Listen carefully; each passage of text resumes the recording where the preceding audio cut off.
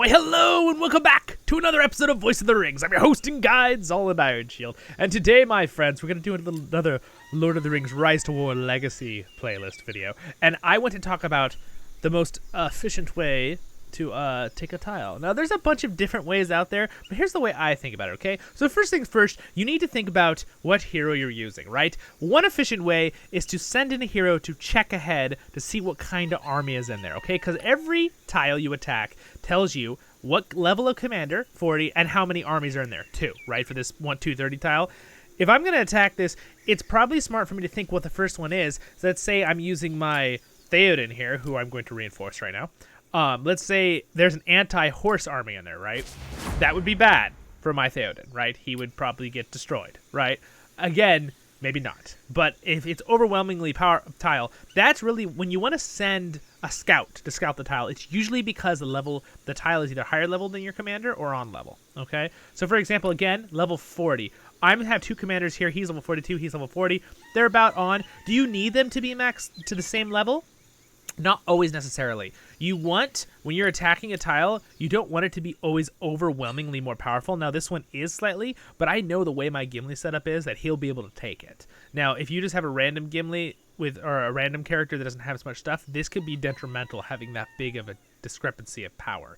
But sometimes you have to do that to upgrade what your resources are to have a harder fight. You just know you're going to have a lot higher casualties if their attack is that much higher. So again, one thing you have to think about is how many, again, groups of units you can have to fight the other groups. My Gimli can have 59, right, units, and he's level 40. But he's also getting some of his because of, if we go to our buildings, right, this is very important for taking tiles, guys. This is why in my building episode, I talked about how important this building is, but the military academy. This increases how many groups of units your heroes can have, like actual units in their group.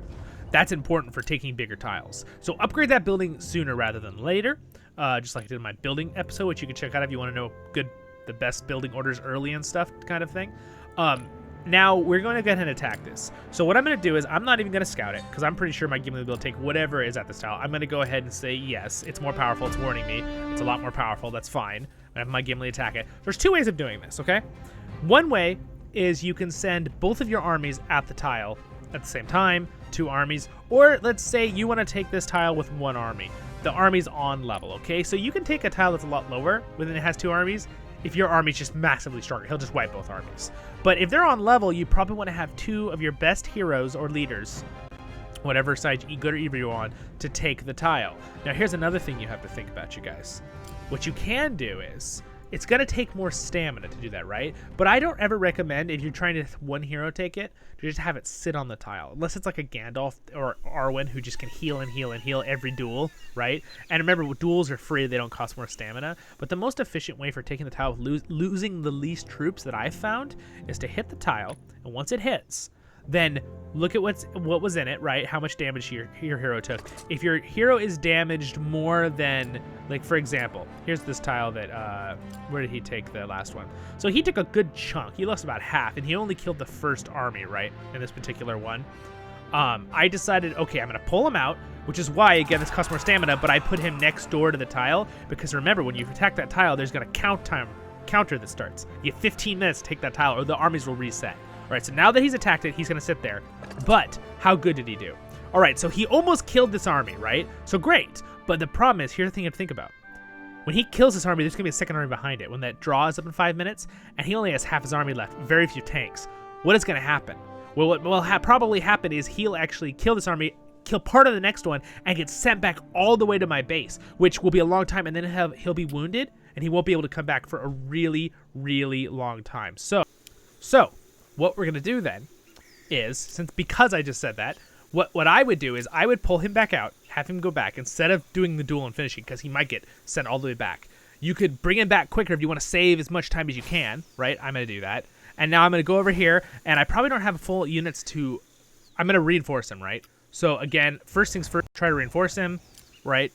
Because I want him to be max to hit it the second time. So what's going to happen if you max him so his army is maxed out again? He can't quite max out. So what I'm going to do is I'm going to go to my apothecary real quick. I'm going to do a fast heal, right? So just watch what I'm doing here. So this is the most efficient when you're taking higher level tiles that are really close to you. And I'm going to speed it up with speed ups I have. I have some speed ups here. Boop. I'm gonna use a 5-minute one. Boom. Okay, instantly have troops back. Now, remember, I have a 15-minute timer right now, right? So I'm going fast. All right. So then you do this. Okay, I'm gonna reinforce him. All right. Again, you want to have Gimli is awesome with some Bow Knights because if you give 2 points into his dwarves defend elves buff or 1 point, they won't take as much damage. Right? It's this one right here, just so you know what I'm using. This one right here, Lockbeard. It's this one right here, Protect Elves.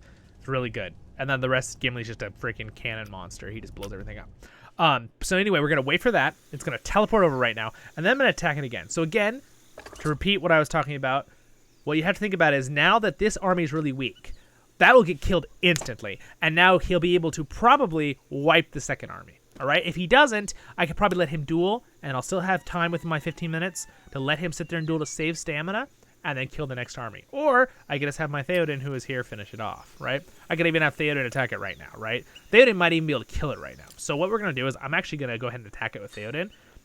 It'll be the same as Gimli being reinforced and then Gimli attacking again, and see if he can just wipe the little army that Gimli had left over and finish the last army, right?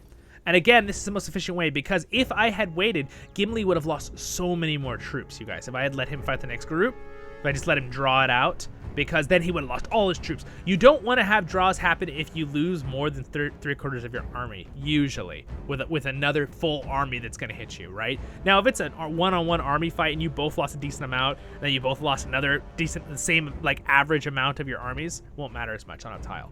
Again, we'll do an episode on dueling and stuff, fighting other actual players, but I'm talking about just taking tiles efficiently with the least amount of troop losses. Okay, so there we go. So look what happened then. Let's look at the tile. So this little open thing will go if it's multiple fights on a tile. So again, he lost nothing because he had a full army fight, finishing off those few trolls. And then he fought the next army.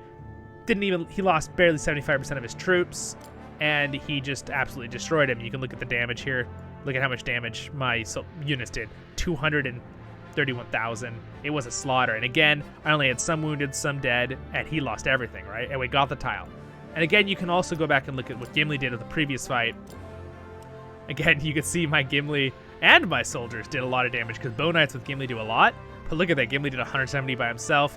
But see how many he still lost? And, you know, the reason for this is normally what I would do with Gimli is I would just have a front line of these guys and Bow Knights, and occasionally I'll put in Rams because Rams increase Gimli's damage, so a group of 3. But when you're fighting trolls have a thing where they hit multiple targets. Well, never mind, not these. I thought it was cave troll. I think cave trolls have that. They like hit everyone around him or something. That might make me think of Mama Kill.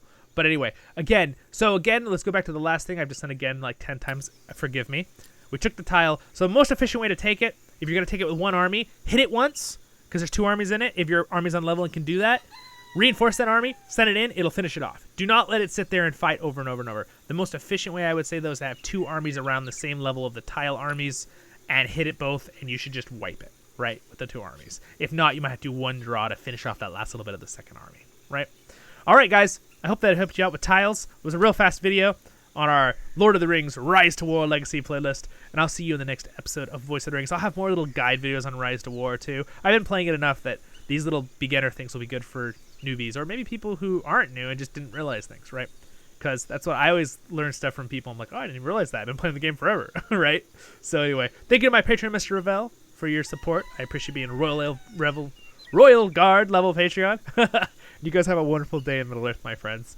We'll have more content Lord of the Rings stuff on all games coming out in the next videos. See ya!